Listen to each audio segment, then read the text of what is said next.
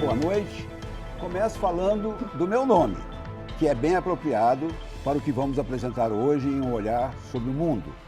Moisés quer dizer saído das águas, porque resgatado numa cestinha no rio Nilo. Foi Moisés quem abriu o Mar Vermelho para escapar com os judeus do Egito. Perambulou com seu povo sedento pelo deserto por 40 anos. Abençoarei o vosso pão e vossa água, promete Deus em Êxodo 23. A água tanto é vida como a morte no dilúvio. Cerca de 5.000 anos depois, partes do mundo ao deserto estão retornando. A água chega ao fim na África do Sul, no Sudão e no Marrocos, entre outros pontos do planeta, sob exame no 8º Fórum Mundial da Água, nessa semana em Brasília. O próprio Rio Jordão virou um córrego. O Tigre e o Eufrates, nascentes das civilizações dos Sumérios e da Babilônia, banham guerras sangrentas na Síria e no Iraque.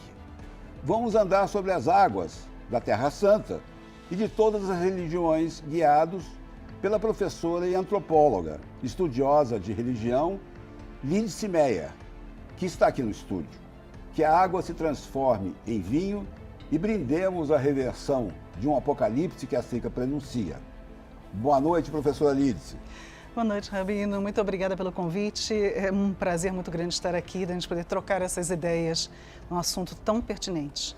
Pois é, e um assunto que eu nunca vi sendo discutido, que é a água de uma perspectiva bíblica, no momento em que o planeta parece que está secando. A água, professora, a água na Bíblia representa a vida, né? Como na criação do mundo em Gênesis, ou morte, como no dilúvio. E é também a presença de Deus. É assim em todas as religiões?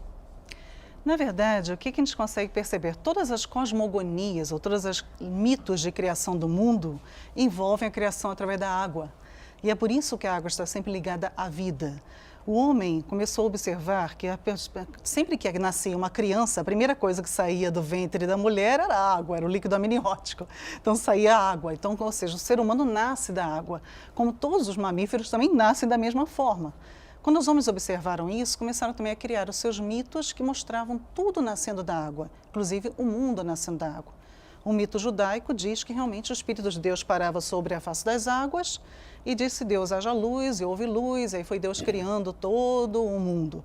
O mito, por exemplo, egípcio, diz que também existia um caos de águas, também onde reinava a serpente Apófis, e vem Ra, domina Apófis e consegue então criar um mundo a partir de uma montanha sagrada que vai sair da água. Quase todas as mitologias têm ou melhor, todas elas têm a água como sendo um elemento primordial e por isso é elemento de vida. E daí, então, todas as religiões também acabam se baseando nessa mesma questão e trazendo a água com sentido de vida. Mas a água também, ela é morte na Bíblia, porque eu me lembro do dilúvio, por exemplo. Eu me lembro que a água esconde monstros terríveis. Que assustaram bastante os nossos antepassados. É verdade, justamente com essa ideia de que a água, inicialmente, refere-se ao caos, à confusão, ela não está organizada. Ela vai ser organizada pela divindade. No caso da mitologia judaica, que é a divindade, é Deus Yahvé, vai organizar esse mundo e vai dar uma organização à água para cima e água para baixo do firmamento. Em todas as mitologias, então, o Deus organizador, ou o Deus criador, vai organizar esse caos aquático e criar, então, um mundo organizado, o cosmos, podemos chamar assim. E nesse caos aquático, existem realmente seres assustadores. E o povo de Israel conhecia essas mitologias dos povos que viviam próximos a eles, dos cananeus, dos babilônicos. Então, todos esses povos da Mesopotâmia traziam também suas crenças. Os cananeus, por exemplo, tinham um deus chamado Iã, que era o deus das águas. Ele parece muito com o Leviatã, de que a Bíblia trabalha, né? Essa questão do dragão das águas de 7 cabeças. Então, essa mitologia, na verdade, não é de origem judaica, é de uma origem cananita e foi trazida para dentro do mundo judaico. Da mesma forma, o Egito, né? Acabamos de falar de Moisés, toda a história de Moisés no Egito. Então, é claro que o povo de Israel conseguiu trazer também para a sua vida muito da mitologia egípcia. Isso na mitologia egípcia, você tem um deus, que é o deus Apófis, que faz toda essa confusão das águas e que precisa ser dominado diariamente por Ra.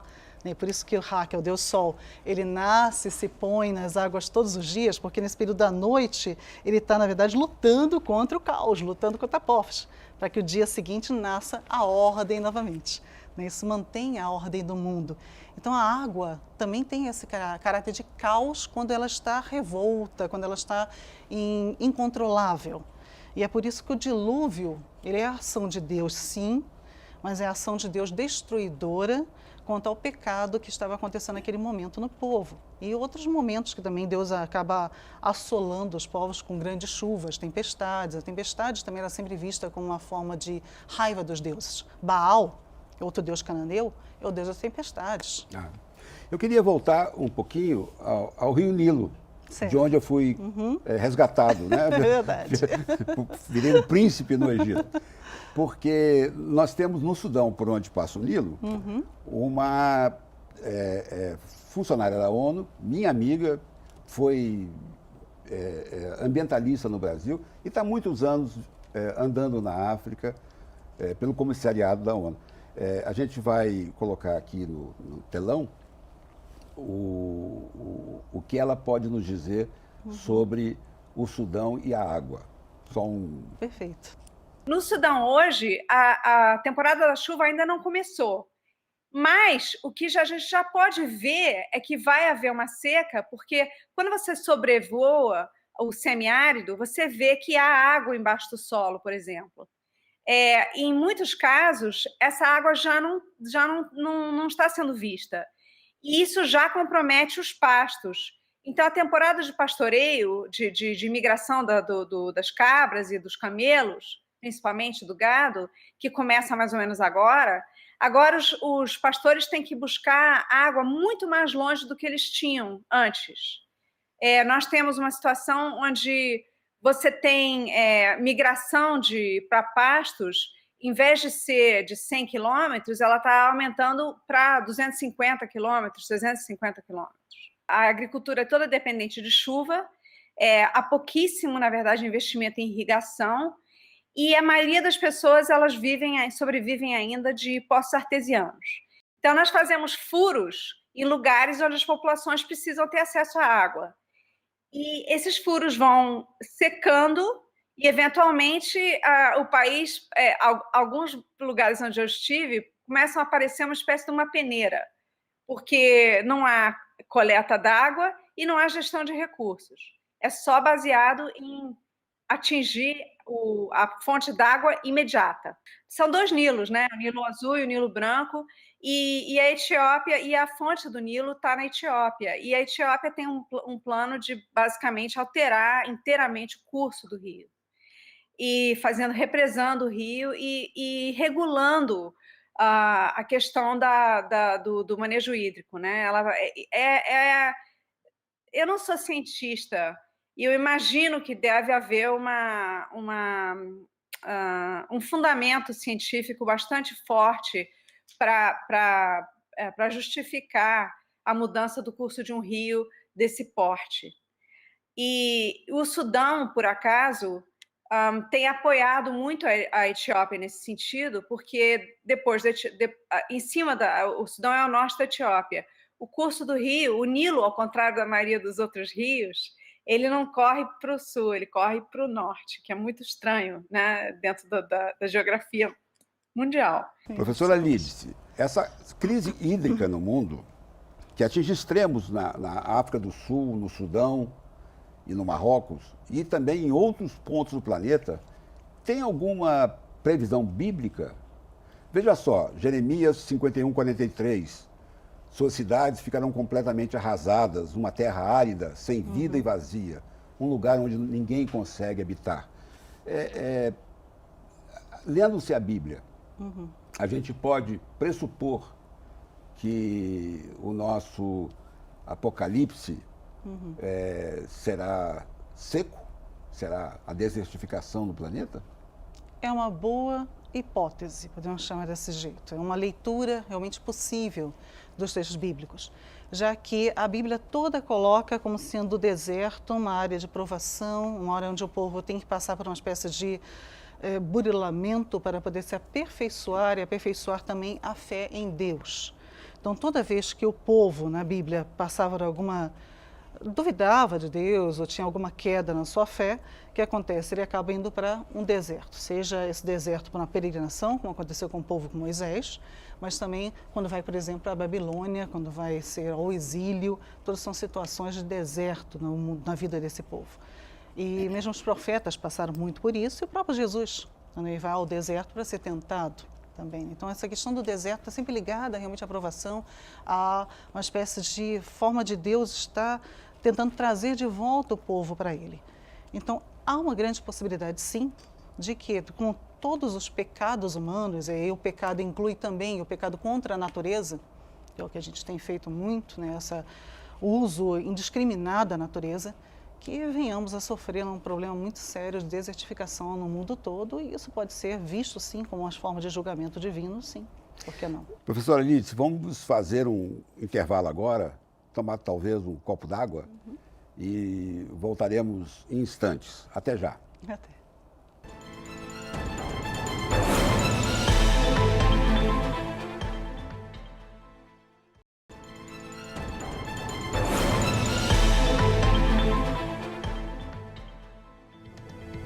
Um Olhar sobre o Mundo volta a conversar com a antropóloga e estudiosa de religiões Lídice Meyer Pinto sobre a relação entre a água e a religião. A gente antes de partir para o intervalo, falamos do deserto como retiro, né? Sim. Eu sou testemunha disso. Eu sempre que fiquei um pouco deprimido em Israel, fui para o Sinai e voltei renovado. Interessante. É um silêncio ensurdecedor e uma paz que não tem palavras para descrever. A gente volta de lá bastante bem. E eu me lembrei agora do meu guia, que era um beduíno que chamava, o nome dele era o produto que mais falta no deserto. Ele chamava chuva. Olha. Era uma contradição, eu seguia o chuva, mas não tinha chuva. Na verdade, devia ser como os nomes são sempre alguma referência, provavelmente é alguma coisa muito desejada pelos pais, né? Sim. Referia-se a isso, que interessante. O deserto é punição na Bíblia, né? A desertificação é atribuída hoje a mudanças climáticas e intervenções do homem na natureza. Sim. Aqui nós temos uma divisão entre religião e ciência. E você é as duas coisas. Você é cientista e estudiosa de religiões.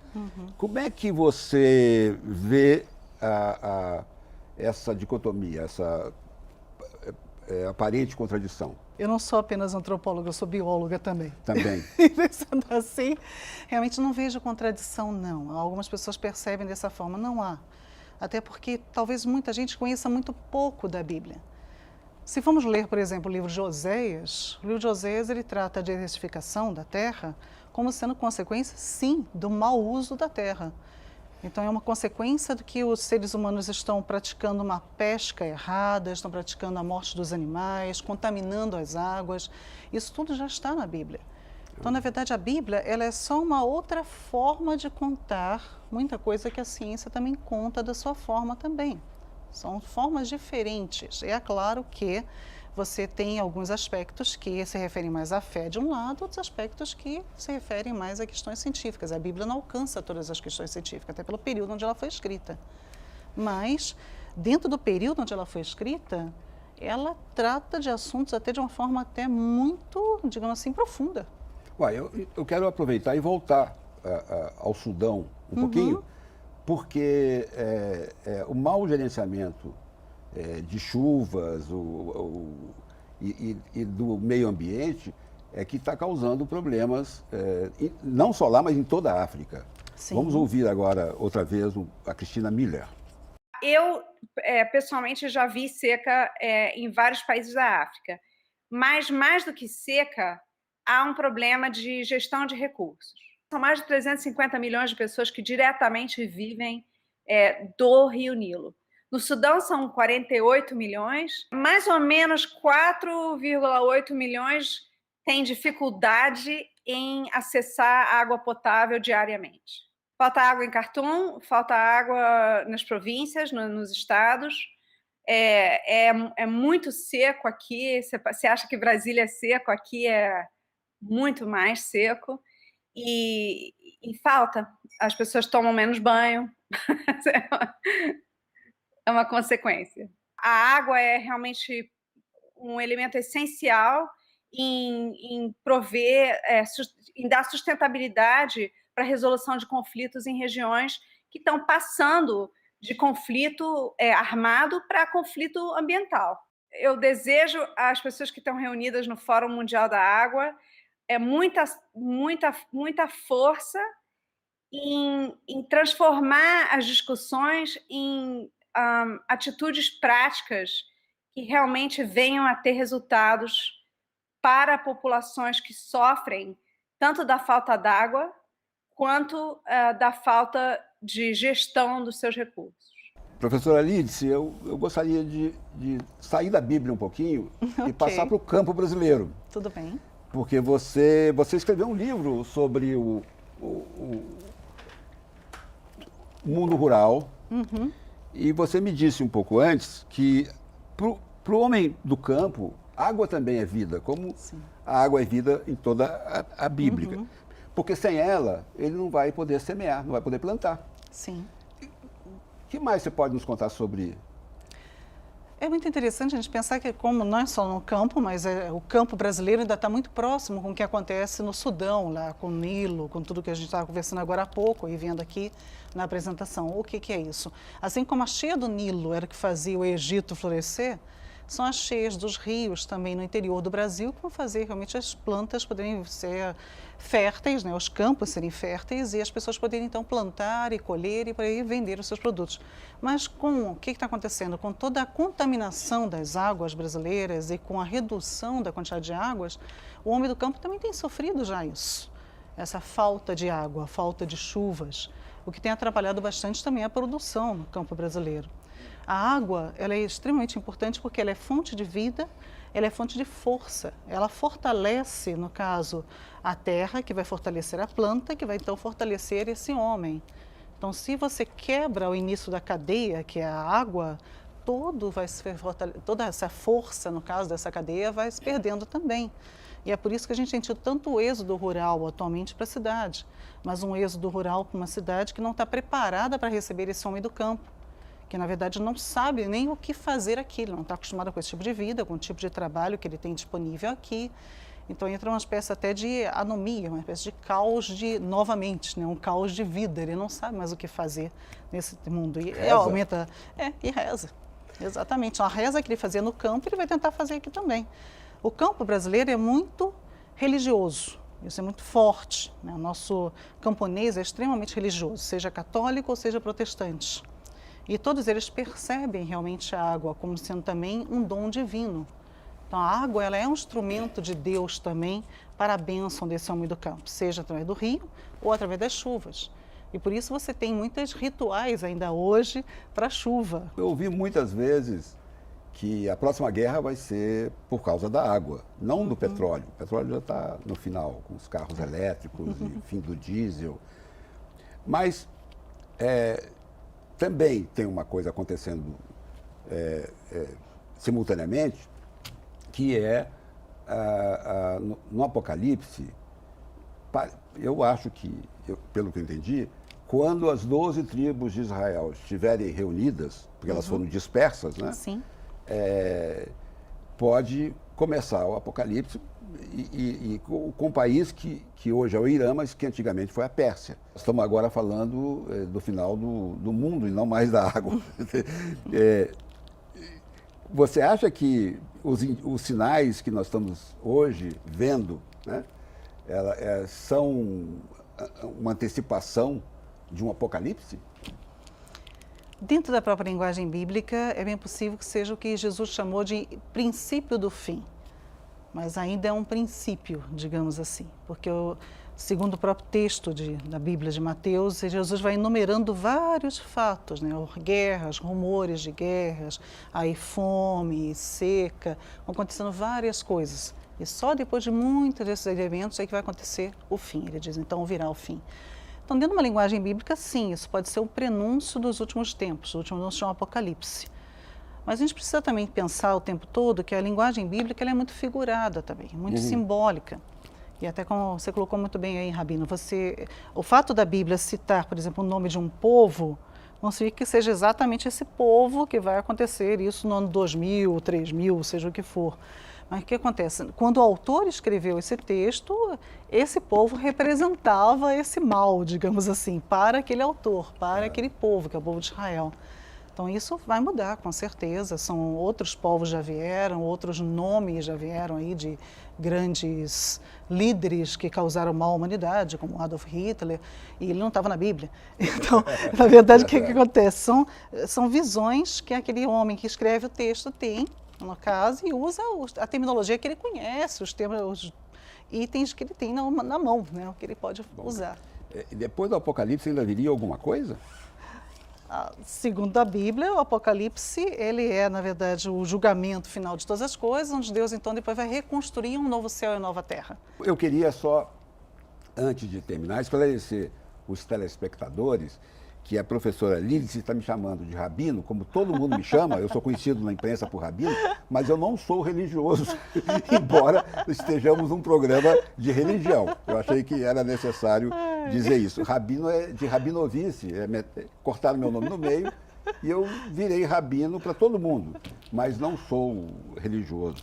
Uma vez chamaram o rabino no palco e fui eu e o rabino Sobel junto. Então, a confusão existe. Professora Lídice, eu tenho aqui algumas frases bíblicas e eu vou escolher uma delas para que você comente e a gente possa encerrar o programa inspirados, né? Muito bem. Então é Isaías 48, 21.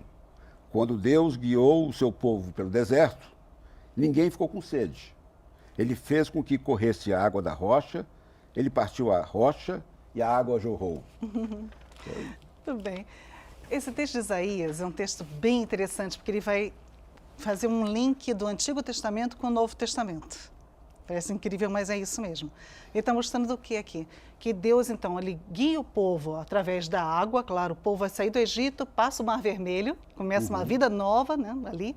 É morte para os egípcios, mas é vida para os judeus, é vida para os israelitas. Ele vai se continuar atravessando todo aquele deserto, um momento de provação, de purificação desse povo, mas durante essa purificação, Deus não abandona, não deixa eles sofrerem sede. Inclusive, há uma coluna de nuvem que os guia, né? Então a própria água sendo também guia ali, já representando simbolicamente não só a presença de Deus, mas a presença do Espírito Santo, que já vai sendo prometido. E quando o que acontece? Quando vem Jesus e ele, aí tá, então, a primeira pedra, Moisés, numa dessas horas, numa desses momentos do deserto sem água, o que ele faz? Ele fere a rocha, né, fala a rocha, e a rocha transborda de água, jorra água. Em 1 Coríntios, o apóstolo Paulo vai dizer que essa rocha é Jesus. E ele diz justamente que Jesus é aquele que, quando seu flanco foi atravessado pela lança, ele jorra sangue e água. Então, Jesus derramou o seu sangue pela humanidade e, junto com esse sangue, ele derrama a água da vida, que é o Espírito Santo. O Espírito Santo que o próprio Cristo promete também, quando ele diz que na festa, no último dia da festa dos tabernáculos, Jesus entra na sinagoga e diz, olha, tá vendo, vocês estão aqui fazendo a festa da chuva, que a festa dos tabernáculos era uma festa de fertilidade, o último dia era voltado para a chuva. E ele diz, nesse dia, olha, isso que vocês estão pedindo a Deus aqui, a chuva, hoje se cumpriu. Eu vou enviar o Espírito Santo, que é a água da vida. Bom. E é interessante, então, que esse texto de Isaías, ele está, na verdade, fazendo toda essa ligação, né? Essa pedra que Moisés, que foi um instrumento de Deus para dar água ao povo, futuramente ela vai ser referenciada como sendo o próprio Cristo, que também vai, ao ser ferido, dar o Espírito Santo ao povo, né? Professora Lídice, eu volto ao começo do programa, porque nesse final do mês vai começar o Pessah, Sim. que é a festa judaica da fuga dos judeus do Egito, né, em que primeiro eu fui retirado do Rio Nilo, Depois eu abri o Mar Vermelho. Então, esse foi o começo da nossa conversa. Um olhar sobre o mundo fica por aqui. Eu agradeço muito à antropóloga Lídice Meyer e a todos que acompanharam o programa. Voltamos na próxima segunda-feira, sempre às 15 para as 10 da noite, logo depois da conversa com Rosiane Kennedy. Até lá!